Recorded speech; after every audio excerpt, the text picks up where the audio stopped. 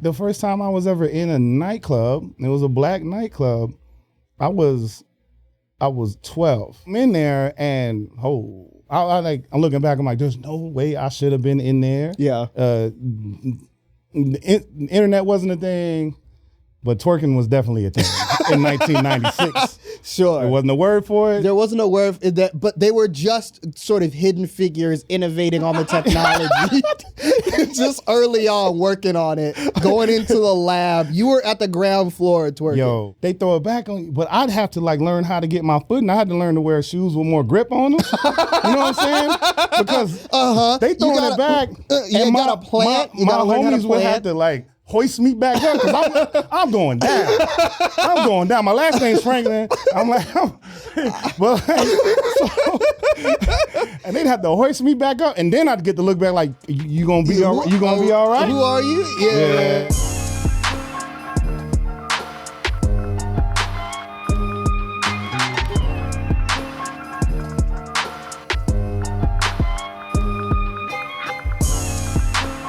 Hi, welcome to the Help Me Be Black podcast, the podcast where I bring on comedians and other creators to help me be black. Today's guest is a phenomenal director. I just saw his new movie, and nigga, I was crying in that theater. It is Tommy Franklin, everybody. Give it up. Pew, pew, pew, pew, pew. Thanks for having me. We don't have any sounds or nothing. All good. Just Thanks so for having me. Glad you came out the other night. Yeah. You were the first person of not too many to ever see the film. It's not out yet. So. Right. Well, I really, last night, because we had been friends online for whatever, and last night was the first time we had met in person. And I would say it's such a weird experience to meet in person for the first time, and for me to be sitting there like trying to hold in sobs right next to you. I'm like, yeah, oh man, yeah, they're pretty good. It's all right. It's all right. I heard you though. In the dark theater. And look, I sat next to Skyler because I kind of knew everybody else. I had already met everybody else in person. So I was like, I don't want to leave this brother alone over here in the corner of the theater. I went and sat next to you. Yeah. And then, I felt you too. No, I think before, yeah. Just so it's not like I had a good reason. Audience. I had good reason. Why don't you tell everybody what your film was about? In the premise of it? The film's about, it's called You Don't Know My Name. So it's like a riff off the Alicia Keys song, and it's about searching for the identity of my birth mother who gave birth to me in prison. So the film tackles family separation at the hands of prison, and it also involves mothers who more recently, I'm 42, it happened to me in the 80s, but it follows mothers who more recently had to be separated from their children, and they're working their way back to deepening those connections, those bonds, but also these very mothers are also fighting to end prison birth in America. Yeah. So if you don't know, to the listener, when you give birth in prison, they immediately take the baby away. I'd say most often they will snatch you out of the mother's arms in less than 48 hours and in unconstitutional ways, won't let you breastfeed, won't let you bond for even a second. Damn. And the system's designed to like make it an uneasy and anxiety-ridden process, so that do they want to give you time to arrange with, say, a family member, or like really think about your options? The system's designed to not give you that time to think about it, because there's all these deserving white families ready to adopt. Deserving is crazy. And honestly, I remember that. Yeah. And honestly, I've met other adoptees, the ones who've been literally having a hard time finding their birth parents. Mm-hmm. Often, if not every time I've heard those stories, the Catholic Church was involved. Specifically Catholic Charities. Because my adoption was through Catholic Charities. I was born in Louisiana, but shipped across state lines as a fresh newborn baby to Texas. And put in the adoption system. So it's... So you were... Mm-hmm. And also, again, for the listener, so y'all get why I was crying. So y'all get it. So y'all get why I might have been crying a little bit about women giving birth in prison and adoption and everything. Maybe it hit close to home. I don't know. So you were in Louisiana and then shipped to Texas and then adopted out of Texas to Minnesota, and then grew up in Minnesota. Yep. Damn. Yeah. 2-month-old baby. I was adopted. And I found out I was born in prison 6 years after I got out of prison. You know, so I didn't even know. You know, I will say, I was just going to be like, I don't know. I kind of like that you didn't know until after, because I feel like for me, not that I've been, but it might in times in my life where I found myself close to feeling like a situation that my parents, I knew to be like that they were in younger in life, it kind of like fucked me up. Those moments where you're like, oh, I'm in the same situation as my parents. Like I can't believe like I'm doing the same thing. Did that, I don't know. Maybe I'll just ask instead of assuming, but like, how did that feel for you to find that out? Yeah, I mean, it's first of all, it's like a coincidence that shouldn't exist. But I think what was interesting to me is like, you know, my adopted mother, she told me, and it felt like kind of casually the way she told me. And I'm like, don't they? Isn't it crazy how they do that? And I understand. Listen, like all moms drop like crazy shit on you casually, but when you're adopted, like I remember when my mom told me that I was born with a different name, I was like, what the fuck are you talking about? Yeah.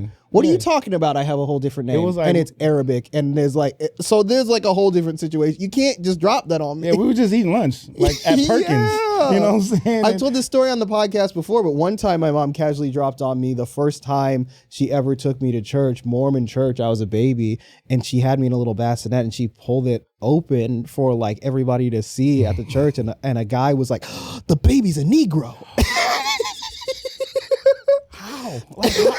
And that's just a casual. That was just a casual story that came. It's casual. Like, you know what happened one time, and I'm like, that's crazy. And then did she even get into how she reacted to that person saying that? I think everybody was like, you don't really say that that's anymore. Just that's Brad. A little bit of, yeah, and you know? that's Negro Brad. You know, he likes calling people that.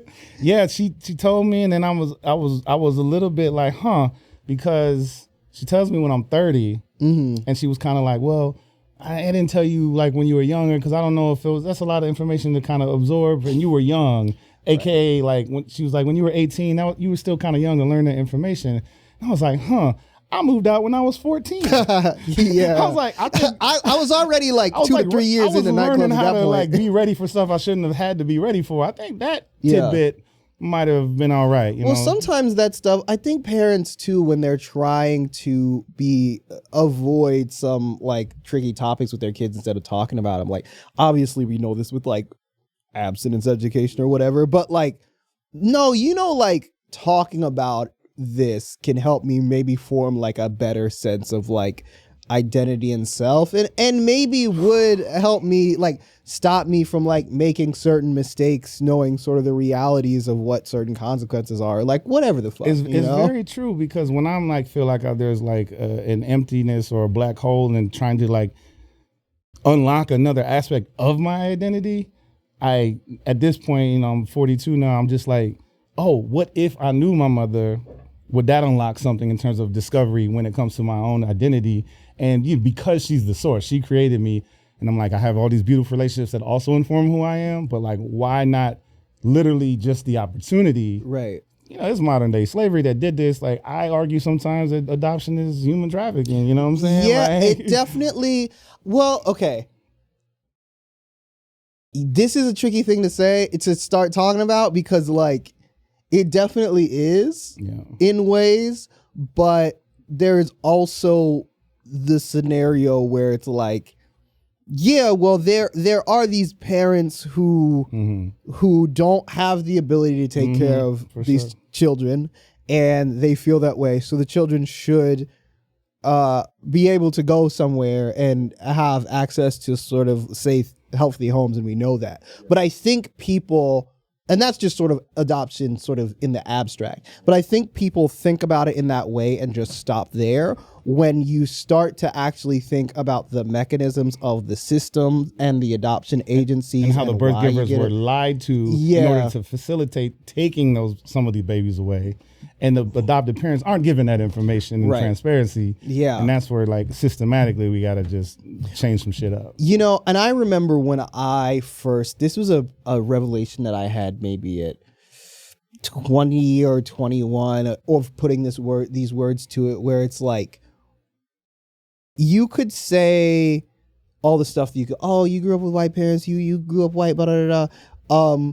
But when you realize that the entire reason why I was adopted by a white family is the like economic disenfranchisement of black people that had black people in poverty, and like my birth father dealing with shit with the law and like existing in poverty, and sort of the systemic power differential and the oppression of black people on a larger scale, and how the whole adoption white savior situation just feeds into that and is a byproduct of that.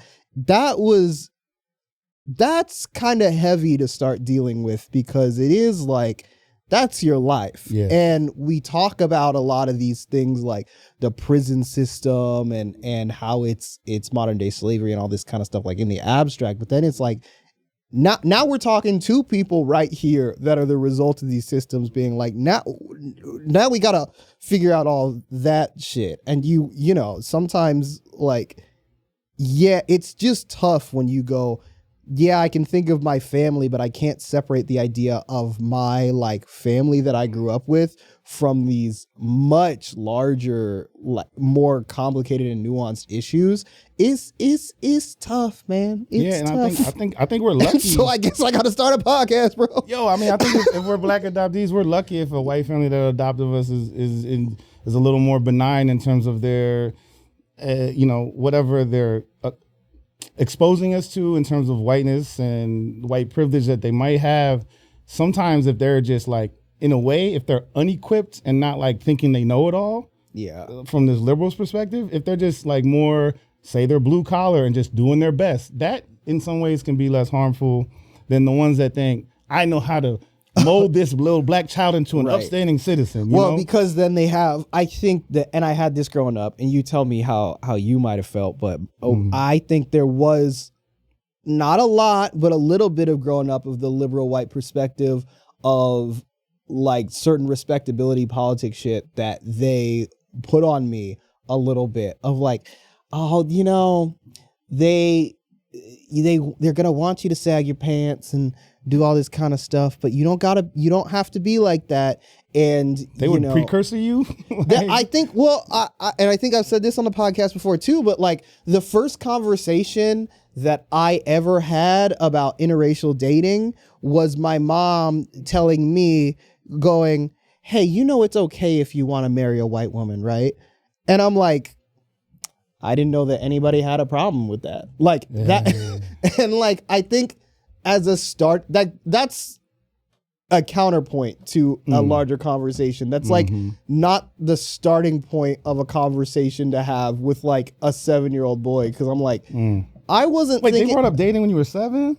Well, or like getting like married to like, cause I do think, again, I know where my mom was coming from in that moment. About history. Yeah, she was thinking about history. Yeah. She was thinking about how people were so, don't race mix and this is wrong and blah, blah, blah. And she wanted me to be comfortable with the idea of like loving who I want to love or whatever. Yeah. And so I think her intention was good, but I don't think that she realized that I'm like young and I'm not thinking about that at all.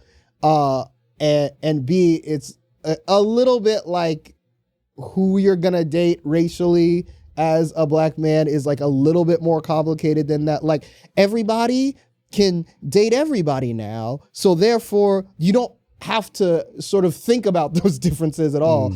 And so it did kind of feel like early age snow bunny propaganda from my mother. I mean, it was pretty.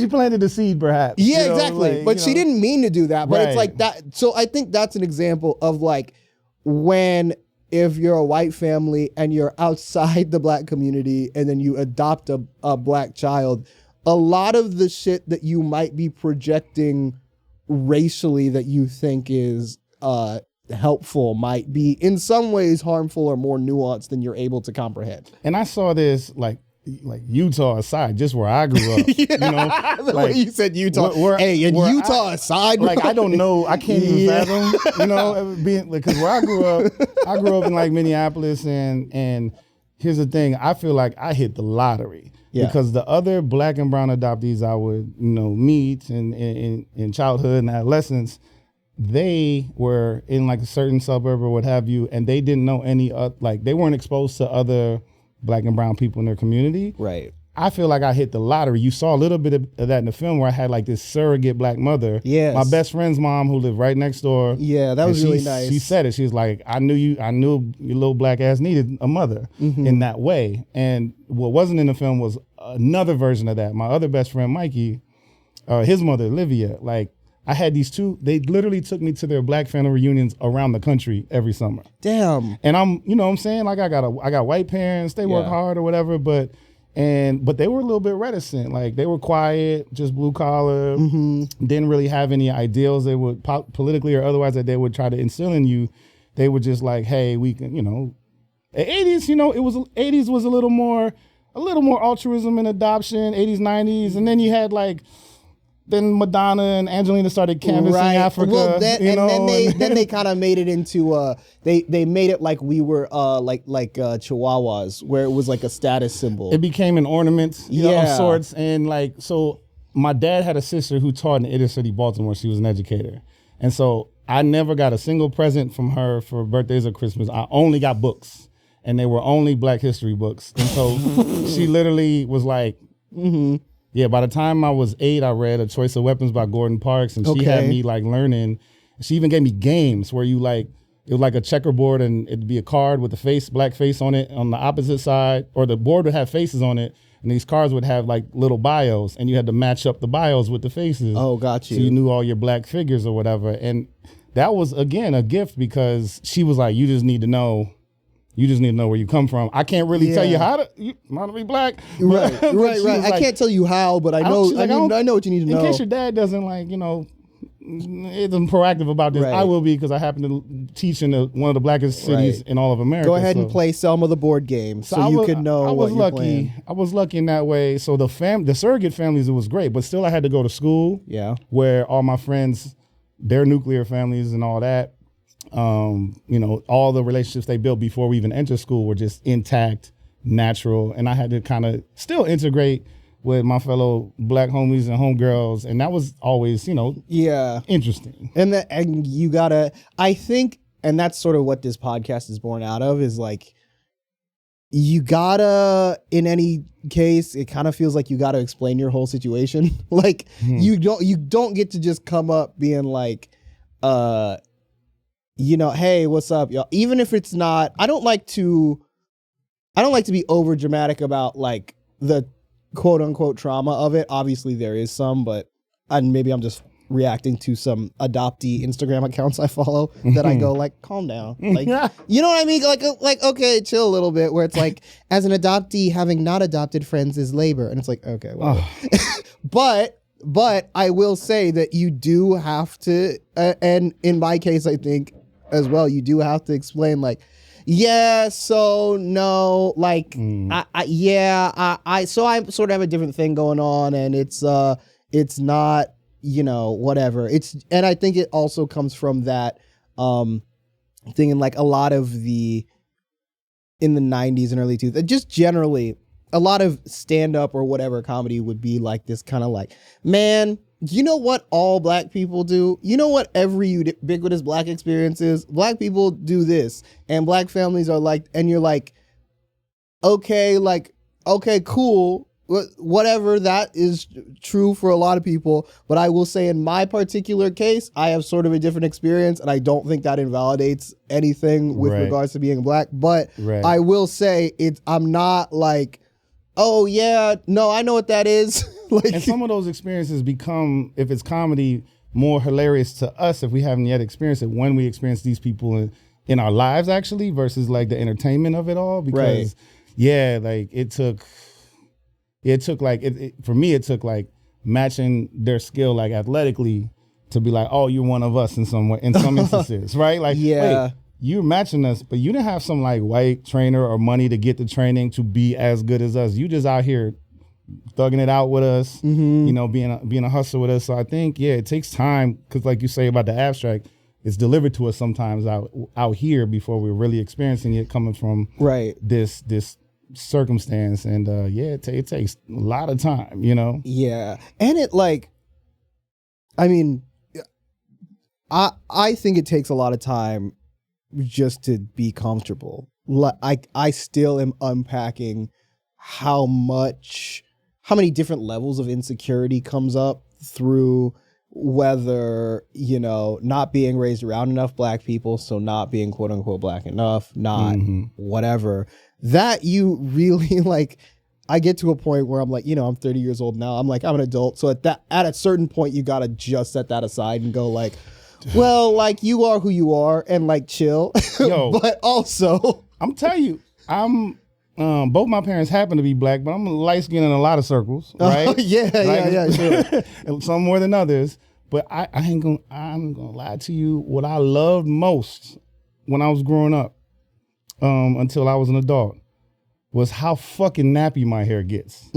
Because some people didn't know I had two black parents. Right. Because, you know, they could just assume, go ahead and assume I might be mixed. Great. And I would sometimes, if they bring it up, I'd be like, you see this? Looking back at my shit, like I had a little mini froze, whatever. Yeah, the shots in the doc where you're looking like my locks, like Jay-Z a couple years ago. I cut my locks off when he grew locks. I was pissed. You said, "Oh no, I was like, oh, you so no, Mr. Carter, no, you are not taking this from me." 2021, I cut them motherfuckers off. Yo. I'll never forget. You're like, I'm not. No, I'm mad. Yeah, and now he just got rid of his. So like now you're growing black. I'm gonna do round 4. I'm growing back. You and Mr. Carter are. I don't know why I keep calling him Mr. Carter.